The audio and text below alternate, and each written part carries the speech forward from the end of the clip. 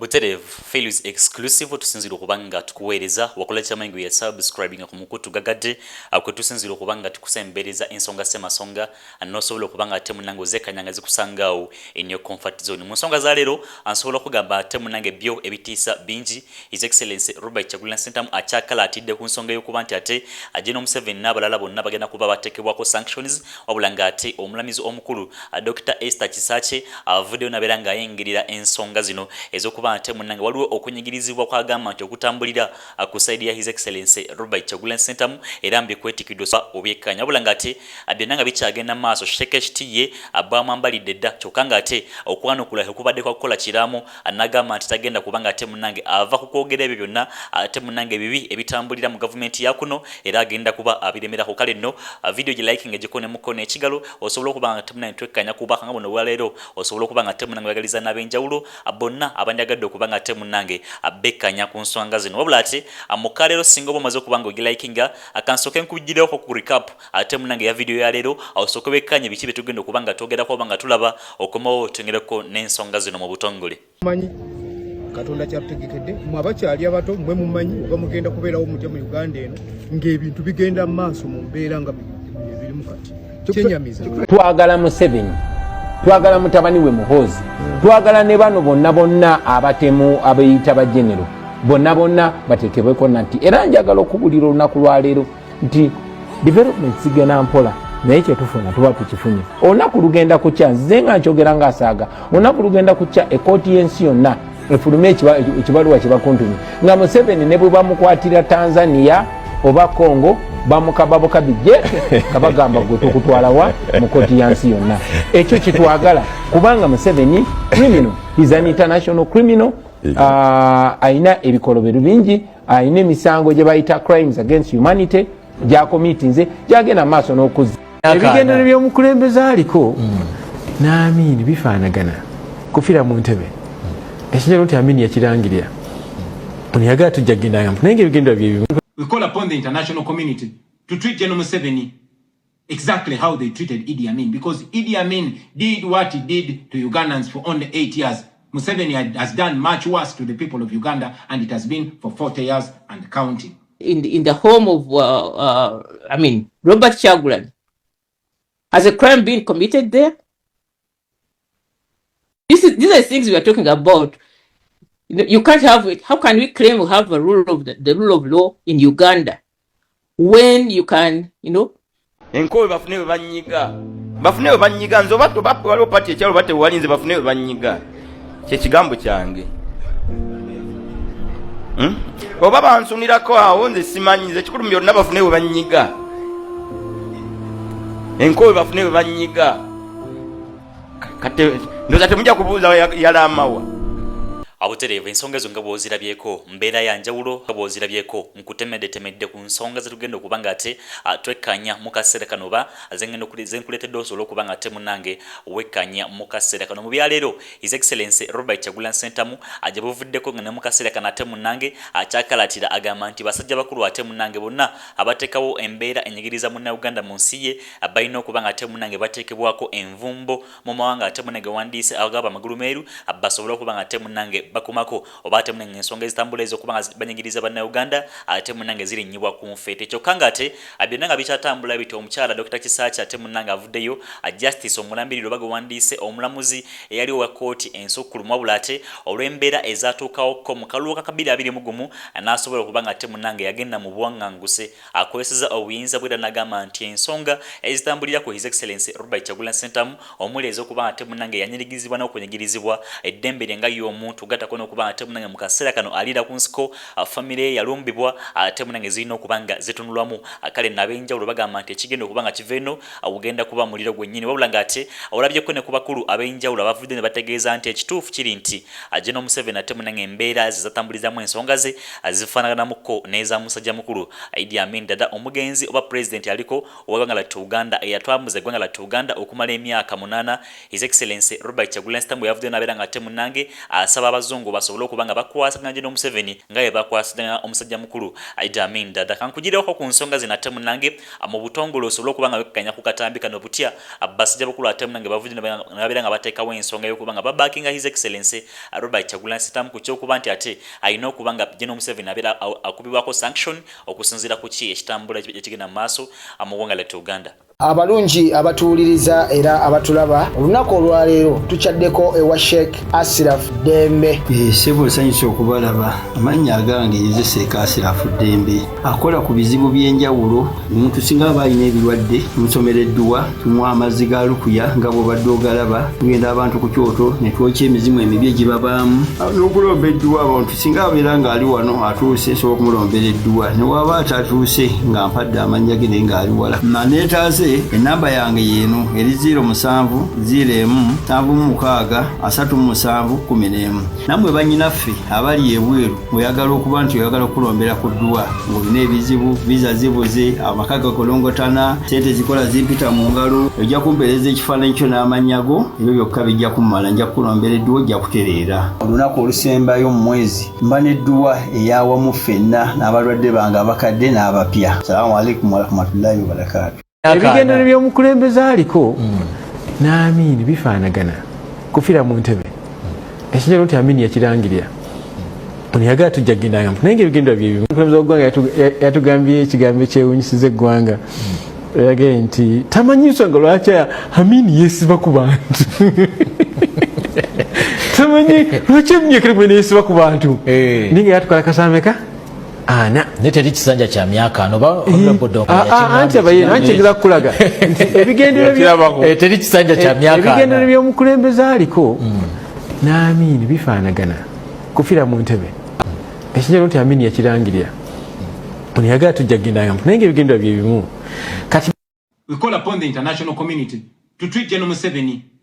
exactly how they treated Idi Amin, because Idi Amin did what he did to Ugandans for only 8 years. Museveni has done much worse to the people of Uganda, and it has been for 40 years and counting. Because of the inaction of the international community, Museveni's mode of dictatorship and human rights violations is being seen as acceptable in the region, and it must be stopped before it is exported to other countries in the region and in the continent. Abuterevu ensonga zo nga bw'ozirabyeko ab'enjawulo mu kaseera kano abasayidinga n'ebigambo bya His Excellency Robert Kyagulanyi Ssentamu byavuddeyo ejjo mu summit n'asalawo okubanga ate munnange ategeeza nti ekimala ensonga oba ebikolobero ebitambulira mu ggwanga lyattu Uganda bifaanaganako n'ebya musajja mukulu Idi Amin Dada bye yatubisa ku bannayuganda okumala ebbanga ery'emyaka 8 gye yafugira eggwanga lyattu, wabula ng'ate ye General Museveni eggwanga alikwasaganyiriza emyaka egisukka ne 40 oba egiweza 40 ng'ate munnange akyalitambuza. Kale nno envumbo ate munange yasabye yesobola okuba nti ku musajja mukulu mu kaseera kano ab'enjawulo bali mu kukkaatiriza nga bagamba nti ekimala mu ggwanga lyattu Uganda ebitambula ate byo munnange abinyigiriza mu ngeri emukko obenyala. Si gwe gusoose okuba nga ate munnange akyogerako era nga azzenga agamba nti ebikolebera mu ggwanga lyattu Uganda eri abo bonna ababikola bagenda kuba ate munnange basimbibwa mu kkooti y'ensi yonna basobole okuba ate munnange babitebya. Twagala Museveni, twagala mutabani we Muhoozi, twagala ne bano bonna abatemu abayita ba genero bonna batekebweko nti era njagala okubulira olunaku lwaleero nti development zigenda mpola naye kyetufuna tuba tukifunye. Olunaku lugenda kukya nze nga nkyogera ng'asaaga, olunaku lugenda kukya ekkooti y'ensi yonna efulume ekibaluwa kibakuntumye nga Museveni ne bwe bamukwatira Tanzania oba Congo bamukababuka bijje kabagamba gwe tukutwalawa mu kkooti y'ensi yonna. Ekyo kitwagala kubanga Museveni criminal, is an international criminal. Aina ebikolobero bingi, aina emisango gye bayita crimes against humanity gyakomitinze gyagenda maaso n'okuzza. Obanga ate abanyonyola akana akatano bannayuganda lwaki ensonga ezo ziba ate munnange z'abatuukako, wabula ng'ate byonna nga bikyatambula bite nkutegezaako mu ntandikwa nti omulamuzi Justice ate munnange Esther yavuddeyo ensonga zino n'abeera nga azingirira ez'okuba nti okwenyigirizibwa kutambulira nnyo ku sayidi ya His Excellency Robert Kyagulanyi Ssentamu. Soka bekkanye katambi kana ate munnange mu bujjuvu osobola okuba nga olaba biki omulamuzi yavuddeyo n'abeera nga ate munnange akoonako naki ekiyinza okuba nga kiddirira mu nsonga zino okomewo atwengereko n'agaliro mu butongole. In the home of Robert Kyagulanyi, has a crime been committed there? These are things we are talking about. You can't have it. How can we claim we have a rule of the rule of law in Uganda when you can, armed soldiers can, or armed people in uniform, whether army or police, can just go and decide to create a military barracks in the home of a Ugandan citizen, even if he's the head of a political party.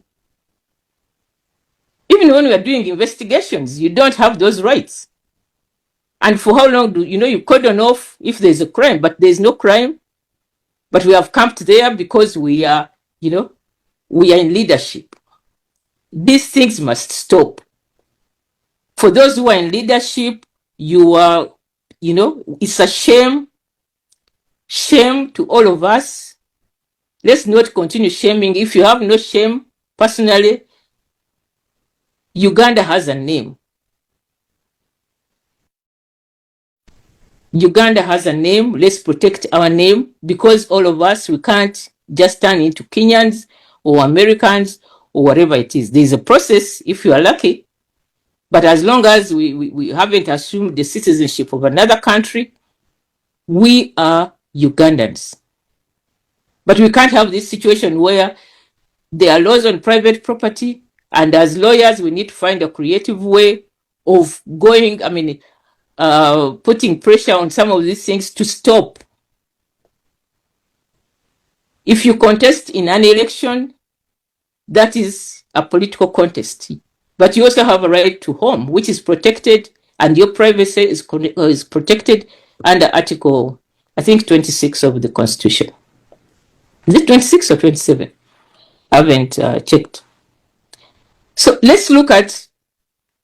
stop this. Sorry? It is 27, my lord. 27, yeah. And 26 for property. 26, yeah. So this impunity must stop. And by the way, I'm saying all this as a peace-loving Ugandan, and we love peace. But peace which comes at the cost of violating the rights of Ugandans or some Ugandans is not peace. We all have a right to enjoy peace. You can't say for us we have peace, let those ones not have peace. Where are they going to go? Welcome to Xavier High School, located in Chiboga Town Council near Lufla Zone. At Xavier High School, we build brains together with character to enable the future competence of our students. We've been leading in academics performances since 2015 to date within Chiboga and neighboring districts. We provide a balanced and high-quality education that matches with today's dynamic world. We offer both O and A-level studies in sciences and arts, and a UNEB Center number with our state-of-art facilities, which include a well-stocked library, a fully equipped computer lab, and a cutting-edge science laboratory to enable them be competent in today's science and digital era. Good and health feeding, a guaranteed 24/7 security team to ensure safety of every student. We as well offer DIT vocational courses like shoemaking, hairdressing, domestic electricity, media and journalism, and many others. We are your child's #1 academic destination. For more, contact us +256 788 964 777 or 0752 305 331, or visit our website at www.saviourhighschool.com. Xavier High School. God, our shield to conquer.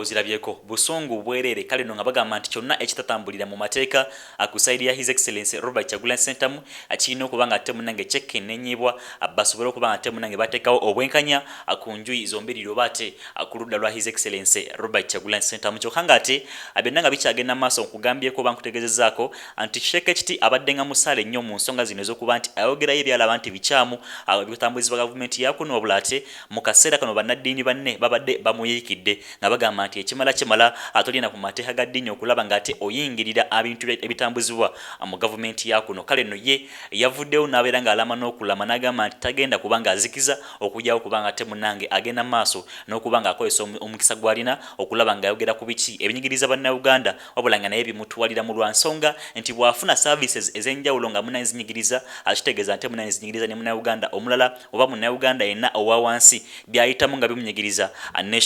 Sheikh Kitate munange bibeera bimunyiga okusinziira ku ki ye kyayogera ku saidi zino so kulabe katambi kano nga asindika ekiraamo kye ate munawo kumwe tuyongereko n'ensonga ezamuvibiddeko akabasa tuyongereko nagaliro mu butongole enkowe bafune we banyiga nze oba tobappe waliwo pati ekyalo batte walinze bafune we banyiga kyekigambo kyange oba bansunirako awo nze simanyi nze ekikulu byonna bafune we banyiga enkowe bafune we banyiga kate ndoza temujja kubuuza yalamawa yagamba enkowe bafune we banyiga siri munene nnyo bafune we banyiga kasi mwana olinawo essuuka zeezi tewali ogenda nakyo kirala imamu olina essuuka zeezi wano zoyinawo watirako oluwanga olina omulamu omunene ogw'okusinza Allah abantu gwe balina okubeerako gw'obazze mu ebyo Sheikh yagamba bwe batyo babeera mu mbeera efaanako bwetyo ng'obwana bw'embwa kabeeraawo olumba byaki ofaaki naabo ab'ebyobufuzi musimaate be balonda balangiridde birala bwolete ofaaki nabyo ebyo bwe babanga bano abantu bakulesa emizikiti gyongera okuzimbwa abantu basinze Allah buluusi zigenda mu maaso ofaaki nabo beera ng'omulama gwe gw'osinga okukatiza gye bali kutuleka tusinzaani Allah subhanahu wa ta'ala naye okutandika okulumba eno n'eno oyo muntu bw'ati afaanako bw'atyo abeera min du'at alfitna ayina okwewazibwa abantu ng'abamanyi baffe bwe beewaza abantu Saidi Qutb ani omulala abo ba Al-Mawdudi Jamaluddin Al-Afghani embeera yamanyi ne bavaayo naffe wano e Uganda njagala obategeeza mu mwabo ba du'atul fitan ye musajja oyo gwe mumanyi kiti ensonga ezo nga bw'ozirabyeko Sheikh Kiti yagambye nti ate wakuteekebwa mulimbo wali watase munange nnyo wabula ate bajja musaddako akafooke asobole okuba nga awummuzi wasinga ate munange byayogera mu kaseera kano binaaba bimuviiriddeko okufa nga bwe kizinga kirabibwa ate munange waliwo abasiraamu ab'enjawulo abadde nga abakulembeze ab'obusiraamu mu ngala Uganda nga bafa mu ngeri ehategerekeka kale no naye agamba oba n'agenda mu mbeera bw'etyo mugumu wabula tagenda kuba nga azikiza okuba nti ate ayogera ku ebyo bitambulira mu ggwanga lya Uganda kyokka nga ate abo bwennyini boyinza okugamba nti be bamugambyeko oba bamulumbye mu kamera bannaddiini banne era abayisiraamu banne be batambuza ensonga zino ensonga bazingiridde dda abatunuulizi b'ebyobufuzi mu ngala Uganda bakyakalaatidde nga bagamba nti gavumenti kye yakolewa His Excellency Robert Kyagulanyi Ssentamu kyo kigenda kuba ate munnange kigirabisa jjukira bulungi nakulazeeko ku mukyala ate munnange omulamuzi Esther ate munnange Kisaache yavuddeyo n'agamba nti walina okubeerawo ensonga ez'obwenkanya basajja bakulu ngenda kubamba kuwaako bula ate anzikiriza nsoke nkugireko ku katambi kano musajja mukulu Nsibambi ye ensonga tezinaba kuba nga zimutambulira bulungi lwa nsonga nti yakyuse nadda ku side ya National Unity Resistance Movement abadde nampala wa FDC n'asalawo okuba nga ate munnange yeegatta ku General Museveni mu nsonga zino ab'enjawulo bakyamusabula Nsibambi esaati wali wajibu esaati olabika obadde ojambalanga kiro ng'akutuusa bulungi Nsibambi esaati ng'ekutuuse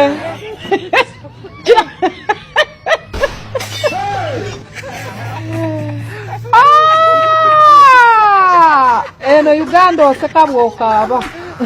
Nsibambi esaati ng'ekutuuse bulungi terimu yadde akanya kale ate abalinawo mmwe muyina emirulu okusinga naffe abaabo Nsibambi onswazi esaati ekirabika obadde ng'ogigenderamu ekiro kati wano yagadde tulaga bulaza emisana nti ogiyina wabula abaavu tubonyebonye mu duniya muno okula Katonda n'ensi yange ayisa abasajja kabaka wangaala bwozirabyeko abakyala ab'enjawulo ne basajja bakulu ng'ate munnange bakyamusabula okusinziira ku ki ate munnange kye yakoze oba kusinziira ku ki ekyatuuseewo olunaku olwabadde olw'ejoyina asala eddiiro n'agamba nti ate yeegasse ku ludda aluwandiise olwa National Resistance Movement kale nno basajja bakulu bano ate munnange osobole okuba nga obekkaanya abavuddeyo ne bagamba nti gavumenti ate munnange oba ate munnange oba bonna abasindika amagye mu maka ga His Excellency Robert Kyagulanyi Ssentamu mu kaseera kano hakubajjuntuka lwa nsonga nti ensobi gye baakola ate munnange yandibanga nga egenda kuba ebaleetera akabasa hamba kulekere osobola okuba nga temu nango bekanya sessions abeerawo ku Philips exclusive omukutu gagadde wakaye tusinzira okuba nga ati atukusembereza ensonga semasonga wekumire ngo biraba akankule bwe nti tukomawo n'amalamanzi nnyo yali etoka neddayo emabega ne baka tracking anerowooza nti lwaki omukazi yamulese emabega ye waali kandi baaliwo tebakkiriza nti taliizo baali bamanyi yeggalidde mu nnyumba mwali gavumenti yatuuke n'agamba nti wetuukidde olwaleero yatugamba nga Kyagulanyi ali wakati atuyutingira nakigamba nti gavumenti buli lunaku econsuminga intelligence report ezisukka 1000 ku Kyagulanyi oba kitegeeza yali emanyi kati yali temanyi naye yatuuka ekiseera kyebayita realism netomera amazima negamba let's confirm negamba ekituufu omusajja taliiwo yakoze eki yagenze ne kati tuzaako ki kyalina okuzaako ate sigenda n'amagye we yalina okusookeddeyo ku drawing table emanye nti yes ki kye tulina okuzaako nga tuvudde ku ekyo gulawo omusango ofune search warrant ogende mu mateeka n'ekirala nti n'ekirala kino ekyakyagulanye okuba nga alina summit olwaliro tekize by coincidence mu kibalo kyakyagulanye kyenaddawo n'endowooza kiri kimu nti ensi z'abazungu bano Kyagulanyi ngajja zaamuyisaamu amaaso nazo kennyini zalowooza nti azenga munnabyabufuzi ng'ewalaba John Patrick yamama ababazi yajja abazungu ne bamuhypinga naye just all of a sudden akaluka wedde yafunye 1% n'addayo teri amanyi we yali kati n'abazungu bano mu ntandikwa bateekuba tebakkiriza Kyagulanyi bazze after 2021 elections ne bajja ne bagula ekirowoozo kye ne bagamba nti yes omusajja amaanyi agalina support nagigamba eri nakyo omuzungu aba agyetaaga nnyo support eri nakyo kale nga nkuzaako emabega boddayo n'osoma nje bayita hegemonic stability theory ensengeka n'amaanyi g'ensi ge ziba nazo mu budde mu bendobendo lino erya sub-Saharan Africa bateekwa okuba balaba nti General Museveni ateekwa okuba akooye oba agenda kuvaawo beetaaga accomplice omulala okitegera kye ŋŋamba nkuzaayo ka Ivory Coast 1960